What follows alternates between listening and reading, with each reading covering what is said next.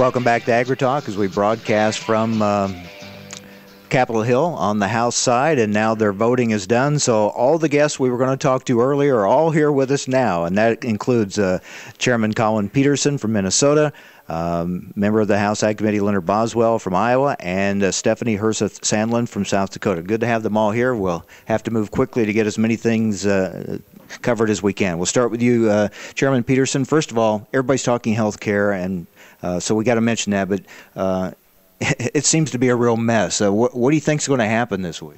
I don't know. I can't read it. I don't think they have the votes yet. My view is this needs to get over with, one way or the other.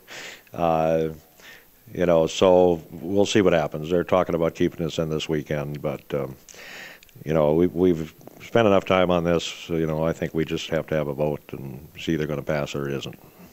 All right, let's move on to other things. A lot of talk about the budget for agriculture.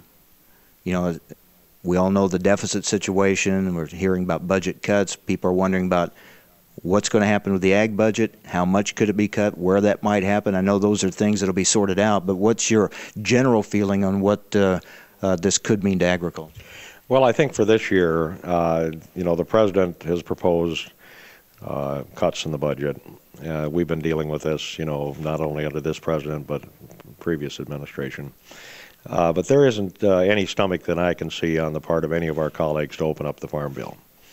You know, and the things that are being proposed will open up the Farm Bill and will put us back into that same situation where the whole thing unravels, you know. And people realized how hard it was to get this thing together, and I don't think there's a lot of stomach to get it back into that fight.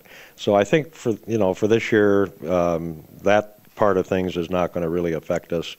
What we might have is another problem with chimps, which are these changes in mandatory programs that the appropriators do, where they cap some of our mandatory spending, and then they use that money to spend it on something else. So this is something we're very much against.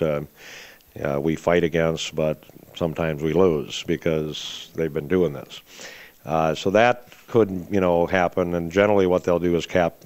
What they've been doing is capping conservation, and then shifting that money over some other place. So that could happen. But what I'm more concerned about is what is going to happen next year, because I think the budget situation that we're in is going to force us to confront this in a realistic way. And you know, I commend the president for capping discretionary spending, but he exempted defense and homeland security. You know, and just capping the rest of it is not going to be enough to make any significant difference. So if we're going to actually deal with the deficit in a realistic way, we have to put everything on the table. It means all of the discretionary spending, all of the mandatory programs, Medicare, Social Security, Medicaid, and farm programs, and all revenue. Because the only way you'll get a solution that will be, you know, really make a significant difference and get us on the path to getting out of this is if you do something in all areas.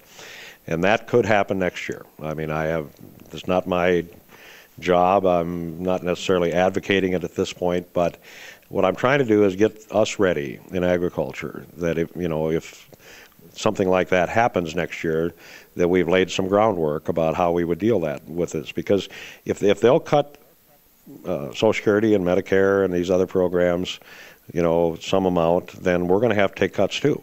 We're not going to be exempt. My position is that's okay. But if they try to cut us a lot more than they cut somebody else, that's not okay. So we're just trying to get ready for that. Now I'm going to give the microphone to Congressman Boswell from Iowa. In Ankeny recently, just a few days ago, the workshops on competitiveness, on competition, concerns were raised there. What were your thoughts on that workshop and the ones that may be coming up? What could come out of this? Well, I thought it was very positive, and I was appreciative that the Attorney General, Holder, and Secretary of Agriculture, Vilsack, had come together and do a historic event to talk about competition and the impact on our people in agriculture.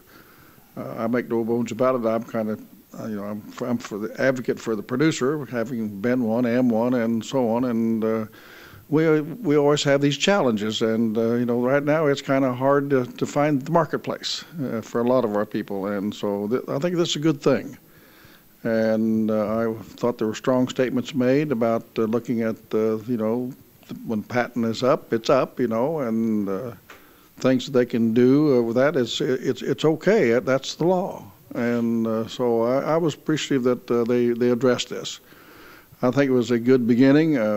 We put some transparency on what's really going on, and I have always advocated that if it's good to look at it, if it's okay, leave it alone. If it's not, then do what you need to do. Have the courage to go either way. And I thought this was a start to do that. So I think there's going to be some good come from it. And speaking of hearings out in the countryside, you're going to be hosting some looking at the next farm bill. We will, and I appreciate Chairman Peterson wanting to get out ahead of it. That's a good idea, to get out there and find out how things are working with everybody in agriculture now as we prepare to go into the next farm bill. So to get out and get started on that this year, which is the plan, and then that's finished. We've been out in the field, come back here and sit down and labor through it. Last time it took us a year and a half. It was tough. So I appreciate the fact we're getting ready. Was it ever tough, right, Mr. Chairman? That was really tough. Now let's bring in Congresswoman Stephanie Herseth Sandlin from South Dakota. Trade is something we're hearing a lot about here, and the ag community very concerned. We have pending free trade deals that aren't being voted on, and wondering what's going to happen with that, and what about markets like Japan? As you view it, I know you're hearing that from your producers back in South Dakota. What do you see as the push now for trade moving forward? Well, I think the President has laid out an export initiative that we're still awaiting not only some additional details about, but also the timetable as it relates to acting on the pending free trade agreements, but also working with the administration, supporting efforts to use some of the tools in our enforcement toolbox to make sure that our trading partners are playing by the rules. Because while many of the agricultural organizations that I work with in South Dakota and their national associations do support various pending free trade agreements, do support access to more markets and how we bring down those markets, there is some skepticism out there in the countryside about whether or not our trading partners are always playing by the rules.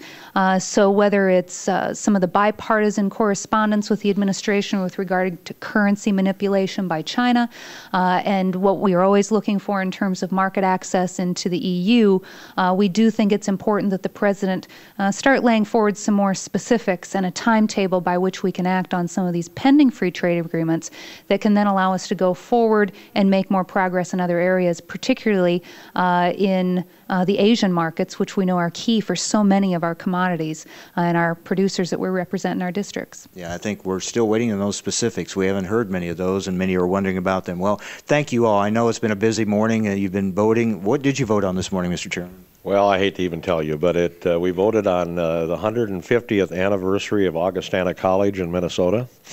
And you're from Minnesota? Yeah, well, it wasn't me. It wasn't my bill. Okay, all right. And we also voted to commend the Maryland basketball team that failed to get into the tournament. I don't quite understand that. That's what we got bumped for here on AgriTalk this morning. Is that right? Well, I think what was going on in honesty is that they're calling these votes to get people over there so they can whip them on the health care bill. I got you. All right. We're out of time. Thanks for joining us from Washington on AgriTalk.